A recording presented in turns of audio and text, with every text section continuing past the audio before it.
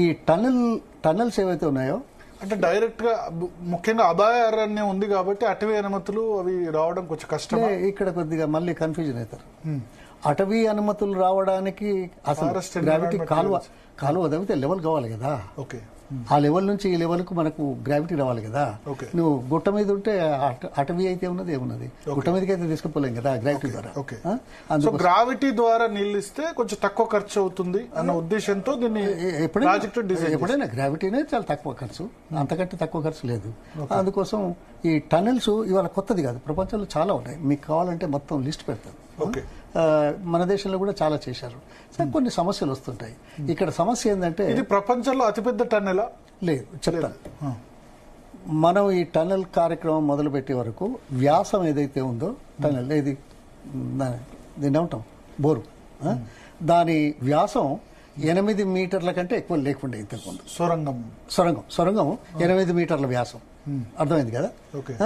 ఇది 9.4 మీటర్లు, అంటే దాదాపు 30 అడుగుల వ్యాసంతో చాలా పెద్దది. అంటే ఈ వ్యాసం ఏదైతే ఉందో, బోర్ ఏదైతే ఉందో, ఇది బిగ్గెస్ట్ టనెల్ అన్నమాట, అంటే వ్యాసంలో. ఎందుకంటే రోజుకు 4000 క్యూసెక్కుల నీళ్లు ప్రవహించడానికి తీసుకున్న మార్గంలో 90 రోజులు చేస్తే దాదాపు 30 టీఎంసీలు వస్తుంది అనేది లెక్క. ఇది అందువల్ల అది బిగ్గెస్ట్ డయామీటర్ బోర్ అనమాట. అదే కాకుండా అక్కడి నుంచి వెళ్ళి పైనుంచి శ్రీశైలం నుంచి ఇక్కడికి రావడానికి దాదాపు 44 కిలోమీటర్ల టన్నెల్ కావాలి. అది కూడా 2 దశల్లో, ఒకటేమో 33, 34, మొదటేమో 10.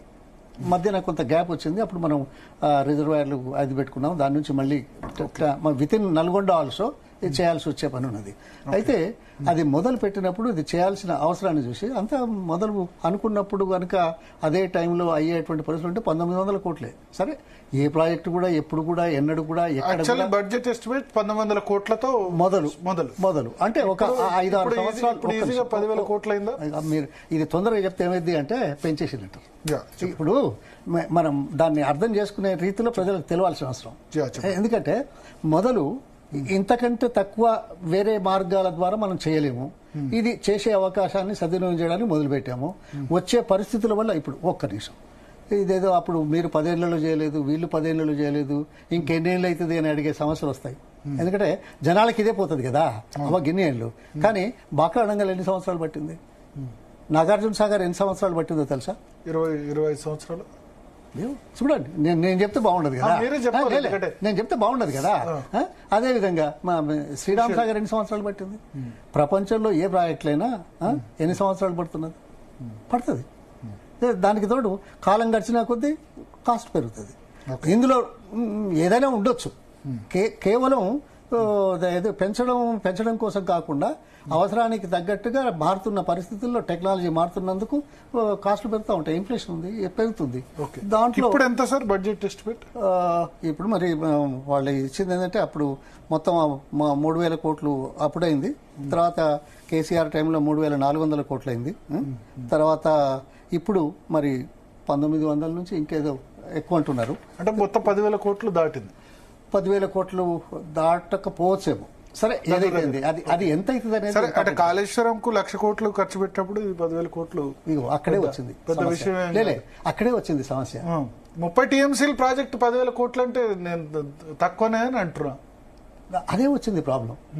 30 టీఎంసీలు అంటే పెద్దది, అదే వచ్చింది ప్రాబ్లం.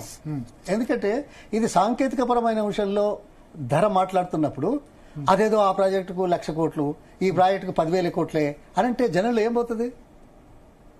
మనం దేనికోసం కూర్చున్నాం? ఇప్పుడు మనం మాట్లాడేప్పుడు దీని పరిస్థితి ఏంది, టెక్నాలజీ ఏంది, ఎంత అవసరం ఉంది, అదెంత అవసరం. ఓకే, ఒక్క నిమిషం. సారీ, ఎక్కువ అంటారా తక్కువ అంటారా? ఎక్కువ తక్కువ సమస్య లేదు, అవసరానికి తగ్గట్టుగా చేస్తారు ఎవరైనా. నేను అడుగుడు కాదు, మీరు ఒకటేసారి 1,00,000 కోట్లు కాళేశ్వరం అంటే కాళేశ్వరంలో ఉన్న భాగాలు ఏందో తెలుసా మీకు? ఒక కాళేశ్వరమేనా, ఒక బ్యారేజేనా, 3 బ్యారేజీలేనా గోదావరి మీది? మేడిగడ్డ, అన్నారం, సుందిళ్ళ, రంగనాయక సాగర్, మల్లన సాగర్ అదే చెప్తున్నా నేను. టెక్నికల్ చెప్పని 147 టీఎంసీల రిజర్వాయర్ కెపాసిటీలు పెంచిన ఉన్నది అది. అవును. కొన్ని వందల కిలోమీటర్ల టనల్ పోర్షన్స్ ఉన్నాయి, పైప్ లైన్స్ ఉన్నాయి, పంప్ హౌజులు ఉన్నాయి. ఎన్ని పంప్ హౌజులు ఉన్నాయి? వాటన్నిటికి ఊరికే వస్తుందా? కాళేశ్వరం పేరు చెప్పగానే అబ్బా 1,00,000 కోట్ల అనేటట్టు మనం సార్ అంటే ఇప్పుడు మీరు రాజకీయాలు మాట్లాడితే మీరు అక్కడ కాంగ్రెస్ లో ఉన్నప్పుడు విమర్శించారు.